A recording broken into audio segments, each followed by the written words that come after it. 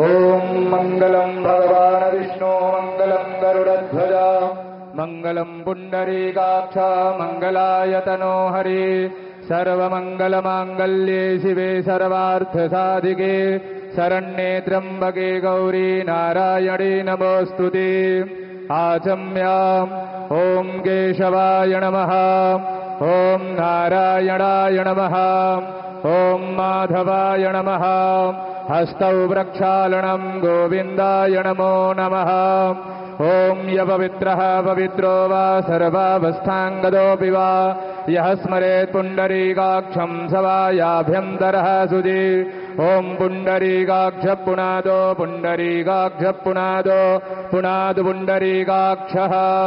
स्वस्ति न इन्द्रो वृद्धस्रवाः स्वस्ति नः पूषा विश्ववेदाः स्वस्ति नस्तारक्षो अरिष्टानेमिः स्वस्ति नो बृहस्पतिर्दधातु द्यौः शान्तिरन्तरिक्षगो शान्तिः पृथिवी शान्तिरापः शान्तिरोषधयः शान्तिः वनस्पतयः शान्तिर्विश्वे देवाः शान्तिर्ब्रह्म शान्तिः सर्वज्ञो शान्तिः शान्तिरेव शान्तिः सामा शान्तिरेधिजतो यतः समीहसे ततो नो अभयं गुरु सन्नः गुरुप्रजाभ्यो भयं नः पशुभ्यः सुशान्तिर्भवतु।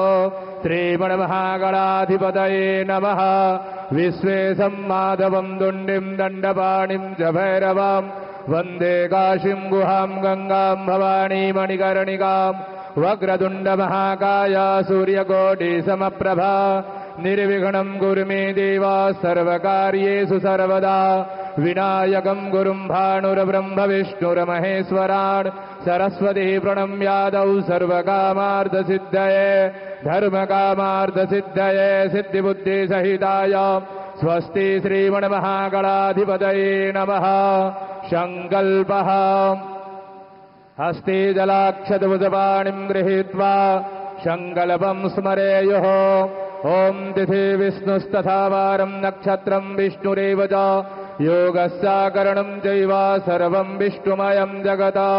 ओम विष्णुरविष्णुरविष्णुः श्रीमद्भगवतो महापुरुषस्य विष्णुराज्ञाः प्रवर्तमानस्याद्य श्रीब्राह्मणोऽनिये द्वितीयप्रारथे श्रीश्वेतवाराहकल्पे वैवस्वतमन्वन्तरे अष्टाविंशतितमे युगे कलियुगे कलिप्रथमचरणे जम्बुद्वीपे भरतखण्डे भारतवर्षे आर्याव्रते कदेशान्तर्गते अविमुक्तवाराणसी क्षेत्रे आनन्दवने महाश्मशाने गौरीमुखे त्रिकण्टकविराजिते भागीरथ्याः उत्तरवाहिन्याः पश्चिमे दिग्भागे प्रभवादिषष्टि संवत्सराणां मध्ये पिङ्गलनामाब्दसंवत्सरे श्रीसूर्ये सौम्यायणीयाम्यगूलः ग्रीष्मऋतौ मासानां मासोत्तमे मासे महामाङ्गल्यप्रदमासे शुभे ज्येष्ठमासे शुक्ले पक्षे शुक्लपक्षीया अद्य द्वादश्यायां महापर्वणपुण्यतिथौ भौमवासराणवितायां शुभनक्षत्रे शुभयोगे शुभकरणे शुभचन्द्रे शुभसूर्ये शेषे सुग्रहेषु यथा यथा राशिस्थान स्थितेषु तत्सु एवं ग्रह गुणगणविशेषणविशिष्टायां वेलायां शुभपुण्यतिथौ गोत्रनामः समस्तदेशवासिनां प्रतिनिधिभूतोऽहम् आत्मनः श्रुतिस्मृतिपुराणोक्त वेदोक्तशास्त्रोक्त पुण्यफल्यप्राप्त्यर्थम् शरीरे आरोग्यता प्राप्त्यर्थम् सर्वत्र यश विजय कीर्तिलाभादि प्राप्त्यर्थम् विशेषतः सर्वे भवन्तु सुखिनः सर्वे सन्तु निरामया सर्वे भद्राणि पश्यन्तु मां कश्चित् दुःखभाग् भवेत् इति कामनयाः श्रीगङ्गादेवी सुप्रसन्नार्थं च अद्य बहुभिः ब्राह्मणैः सह मातेश्वरी गङ्गादेवी पूजनम् अहं करिष्ये। तत्रादौ निर्विघ्नतासनसिद्ध्यर्थम् आदौ गणेशयम्बिकयोः स्मरणं च करिष्ये। ॐ मङ्गलानां द्वा गणपतिगुं हवामहे प्रियाणां द्वा प्रियपतिगुं हवामहे निधीनां द्वा निधिपतिगुं हवामहे वसो मम आहमजानि गर्भधम त्वमजासि गर्भधम् अम्बे अम्बिकेऽम्बालिके नमानयति कस्सण सस्य स्वगः सुभद्रिकाम् कम्बेलवासिनीम् ध्यानं समर्पयामि श्रीगणेशाम्बिकाभ्यां नमः मातेश्वरि गंगादेवी पूजनम् अथ ध्यानम् नमो देव्यै महादेव्यै शिवायै सततं नमः नमः प्रकृत्यै भद्रायै निहता प्रणता स्मताम् ध्यानं समर्पयामि मातेश्वरि गंगादेव्यै नमः एतानि पाद्यम् अर्घ्यम् मुखे आत्मनियम् सर्वाङ्गे स्नानीयम् जलम् समर्पयामि यथ पयस्नानम् ॐ पयः पृथिव्यां पयवो खादे घुपय दिव्यन्तरिक्षे पयोधाः पयस्वदेः